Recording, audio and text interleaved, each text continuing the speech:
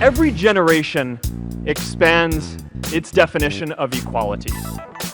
We have a level of wealth inequality that hurts everyone. We should explore ideas like universal basic income to make sure that everyone has a cushion to try new ideas. Now, the output of goods and services will be extremely high. So with automation, there will come abundance.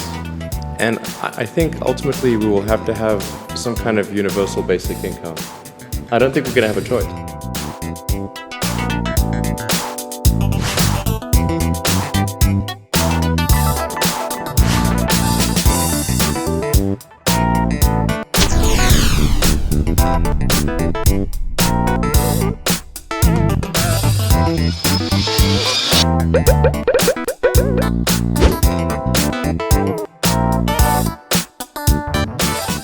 새로운 시대에는 새로운 상상력과 새로운 대안이 필요합니다. 기본소득이 바로 그 새로운 대안입니다. 아마존 물류창고 세계 최대 규모일 텐데 보신 적 있으세요? 거기서 일하는 사람이 거의 눈에 띄질 않아요. 로봇이 알아서 화물을 분류하고 또 실어 나릅니다. 사람이 점점 필요가 없어지는 거예요. 그래도 차량으로 운송하는 건 사람이 하지 않나요? 자율주행차 이용이 가시화되고 있죠. 미국에서 8번째로 일자리 수가 많은 직종이 사라지고 있는 겁니다. 마트나 슈퍼마켓 캐셔는 어때요? 미국에서 일자리 수가 제일 많은 직종인데 무인 판매대가 계속 늘어나고 있죠. 바코드를 직접 찍을 필요도 없고 물건을 그냥 들고 나가면 자동으로 계산이 되고 결제가 됩니다. 그러면서 자연스럽게 캐셔 일자리는 줄고 있죠. 한국에서도 이미 벌어지고 있는 현상이고요. 에이, 그건 단순한 업무잖아요. 숙련된 기술직 일자리는 안 그럴걸요? 뭐 이렇게 말씀하시는 분들도 있는데 글쎄요. 예를 들어서 용접 같은 거요? 이미 고난도 용접 같은 경우에도 거의 로봇이 100% 다 할 수 있죠. 그러면 창의적인 업무, 작곡, 글쓰기, 뭐 코딩 같은 건 어때요? 자, 잠깐 음악 한번 들어보세요. 누가 작곡했을까요? AI, 인공지능이 알아서 작곡한 겁니다. 글쓰기도 잘해요. 의사보다 정확하게 질병을 진단하고요. 코딩, AI가 스스로 하는 상황에 이르렀습니다. 아무도 AI한테 어떤 식으로 코딩을 해라 이렇게 지시한 적이 없어요. 알아서 하는 거죠. 사람의 말투나 표정 같은 것도 읽어내서 감정도 알아차리기 시작했고요. 오히려 둔감한 사람들보단 더 잘 알아채요. 이런 것들 알파고가 이미 우리한테 굉장히 잘 보여줬죠. 자, 그러면 AI가 할 수 없는 일이 뭘까요? AI 전문가들이 하나같이 두려움을 느낄 정도입니다. 이렇게 얘기를 합니다. 과연 앞으로 AI가 못하는 게 있을까? 사람만이 할 수 있는 일이 있을까? 그러면 정부는 앞으로 어떻게 해야 될까요?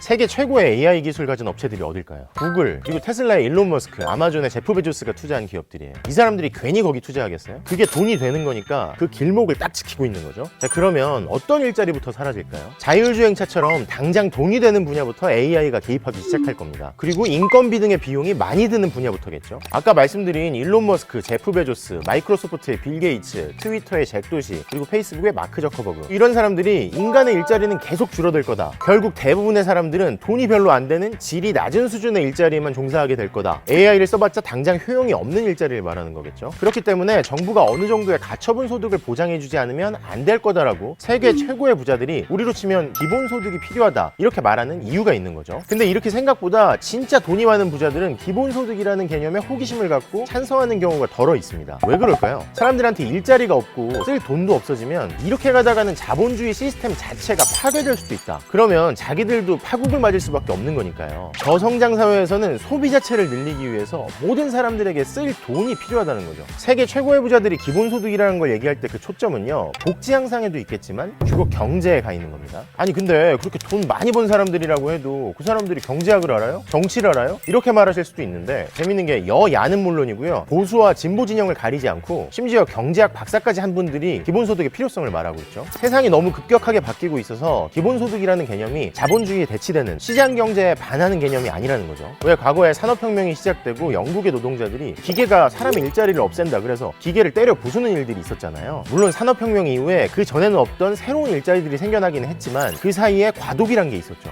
앞으로 AI가 기존의 일자리를 없애고 또 AI 시대에 맞는 새로운 일자리가 생겨나기까지 과도기가 분명히 있을 텐데요. 실제로 미국에서도 대통령 경제자문위원회에서 AI가 시급 $20 이하의 일자리 83%를 없앨 거다 이런 보고가 이미 2016년에 나왔고요. 그렇기 때문에 바로 이런 과도기에는 사람들이 변화에 적응하기 위해서 기본소득이 기여할 거다 이런 의견도 있습니다. 그래요. 그렇다고 쳐요. 근데 첫 번째, 그걸 왜 대한민국이 먼저 해야 됩니까? 두 번째, 그리고 우리 그런 거 해본 적도 없잖아요. 당연히 이런 의문이 들 수 있습니다. 근데 우선 첫 번째 의문, 외국에서 이미 기본소득 실험을 한 나라들이 있습니다. 석유가 많이 나와서 배당을 주려고 실시했던 미국 알래스카주를 비롯해서요, 핀란드, 네덜란드, 캐나다, 다들 우리보다 잘 사는 나라들이죠. 공짜로 돈을 주면 대체 누가 일을 하려고 해요? 이런 걱정도 있었는데요. 신기한 게 복지 천국이라는 핀란드에서도요, 매달 우리로 치면 78만 원 정도의 기본소득을 받은 사람들이 과거보다 다소 일을 더 하는 걸로 나타났습니다. 평균 고용일이 늘어난 건데요. 왜 그랬을까요? 왜 그렇잖아요. 자포자기를 하면 아무것도 하기 싫을 수도 있잖아요. 그렇죠? 근데 복지급이라는 건 자기가 스스로 일을 해서 더 많은 돈을 벌수록 받는 돈이 줄어들 수밖에 없잖아요. 그러니까 일을 조금 해가지고 받던 복지급여를 과거보다 좀 덜 받느니 그냥 가만히 있자 이럴 수 있을 텐데요. 기본소득이라는 건 모든 사람들한테 조건 없이 다 주는 거니까요. 일할 의욕을 꺾지 않는다는 거죠. 모든 국민에게 국가나 지방정부가 묻지도 따지지도 않고, 그리고 가구당 주는 게 아니라 개개인에게 주고, 어쩌다 주는 게 아니라 정기적으로 주고, 뭐 현물로 주는 게 아니라 현금으로 주는 게 기본소득이니까요. 어라 이거 봐라, 일을 해도 복지급여가 안 줄어드네? 그럼 일을 해볼까? 일할 의욕이 높아졌다고 볼 수도 있는 거죠. 핀란드에서는 기본소득 지급 이후에 고용 효과뿐만 아니라 삶의 질, 만족도도 같이 높아졌다는 조사 결과가 있습니다. 그리고 특히 인도나 아프리카, 나미비아 같은 데서는요, 기본소득을 주기 시작하니까 학교에 안 가던 아이들이 학교에 좀 더 가기 시작하더래요. 그 중에서도 여자아이들 출석이 더 높아졌답니다. 먹고 사는 게 좀 나아지니까 가장 취약한 계층이 아, 이제 좀 배워보자, 이런 여지가 있게 된 거죠. 자, 외국에서 해봤냐는 첫 번째 질문은 외국에서 해본 걸로 나타났고요. 그럼 두 번째, 우리는 그런 걸 해본 적도 없잖아요. 이 부분에 대해서는요, 사실 우리는 다른 나라들이 못 해봤던 일종의 기본소득 실험을 이미 해본 적이 있습니다. 언제요? 코로나19 사태가 발생하니까 경기도가 재난기본소득을 지급하고 이어서 중앙정부가 긴급 재난지원금을 줬었잖아요. 4인 가구 기준으로 100만 원. 자, 그걸 주니까 실제로 사람들이 고기 사 먹고 과일 사 먹고 머리 자르고 파마하고 병원 가고, 이렇게 해서 자영업자 매출이 지급 이전보다 늘었다는 조사 결과도 있었고요. 코로나19 발생 이후에 급격하게 얼어붙은 소비 자체를 정부가 직접 돈을 줘서 늘린 셈이죠. 물론 긴급 재난지원금 자체가 제대로 된 기본소득이다 이렇게 말하기는 어려워요. 왜냐면 정기적으로 주는 게 아니라 일시적으로 줬고, 또 개개인에게 주는 게 아니라 가구당 줬잖아요. 그래서 부모님이 왜 내 몫의 기본소득은 나한테 안 나눠주냐 이래가지고 엄마 아빠랑 다퉜다, 이런 경우도 종종 있었고요. 아무튼 일종의 기본소득 비슷한 실험이 대한민국 전체에서 이뤄졌던 거죠. 그러면 기본소득 실험이라는 게 재난기본소득, 긴급 재난지원금만 있었느냐? 아닙니다. 이미 7세 미만 모든 아동에게는 아동수당이라는 게 나가고 있죠. 그리고 경기도에서는요, 도내에서 일정 기간 이상 거주한 만 24세 청년에게 한 사람당 연 100만 원의 기본소득을 지역 화폐로 지급하고 있죠. 이런 거 받아보신 분들 중에는 중앙정부가, 지방정부가 그래도 나를 좀 생각해주는구나, 이렇게 느끼신 분들도 계실 거예요. 오늘 찾아보니까 그걸로 취업 준비하면서 친구들이랑 밥 한 끼 했다, 술 한잔 했다, 가족들이랑 뭐 소고기 좀 먹었다, 이런 분들도 계시고요. 주로 식당, 편의점, 식료품점에서 많이 쓰였더라고요. 옷도 사고 병원도 가고 약국도 가고요. 지역 화폐로 주고 사용기한을 정해버리면 돈을 쓸 수밖에 없을 거 아니에요. 그러면 특히 자영업자들 매출도 같이 늘 거고요. 이런 경험을 해봐서인지 기본소득 추진에 대한 찬반 여론조사에서요, 지역별로는 경기, 인천, 그리고 연령별로는 20대 찬성률이 가장 높았죠. 그래, 다 좋아요. 그렇다고 쳐요. 그럼 돈은 어디서 마련할 건데요? 이런 질문들이 계속 등장하고 있죠. 대한민국 모든 국민에게 매달 5만 원씩, 1년에 60만 원씩 준다. 그러면 1년에 30조 원이 필요하고요. 10만 원씩 준다? 60조 원이 필요합니다. 그런데 따져보면 1년에 세금을 깎아주는 조세 감면의 규모만 50조 원 정도 되거든요. 그래서 세금을 낼 능력이 있는 이들한테 깎아주는 액수를 좀 줄여보자, 이런 의견도 있죠. 자, 그리고 무엇보다 대한민국에서 사회복지에 쓰는 돈이 얼마나 될까요? 2015년 기준으로 175조 원 정도예요. GDP 대비 11.2% 수준. OECD 평균은 22% 정도 돼요. 자본주의의 대표 선수라고 할 수 있는 미국이 24%, 영국이 22% 정도 됩니다. 일본도 22%가 넘죠.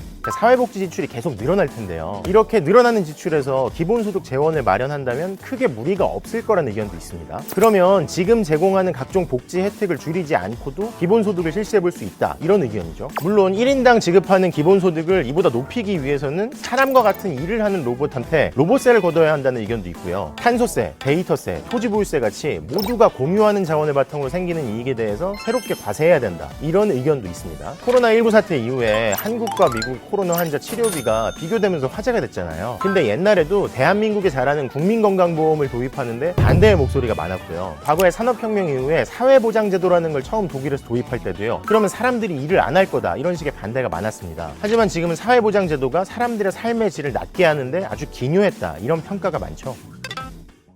자, 세상이 어느 때보다 빨리 급격하게 변해서 내 일자리가 앞으로 어떻게 될지 아무도 장담할 수 없는 상태가 됐죠. 엎친 데 덮친 격으로 코로나19 사태까지 겪고 있는 지금 우린 뭘 할 수 있을까요? 마지막으로 세계 최고의 자본가들의 생각을 전하면서 마치겠습니다. Now let's face it, there is something wrong with our system. We should explore ideas like universal basic income to make sure that everyone has a cushion to try new ideas. There will be fewer and fewer jobs that a robot cannot do better. What to do about mass unemployment? This is going to be a massive social challenge. And I think ultimately we will have to have some kind of universal basic income. I don't think we're going to have a choice.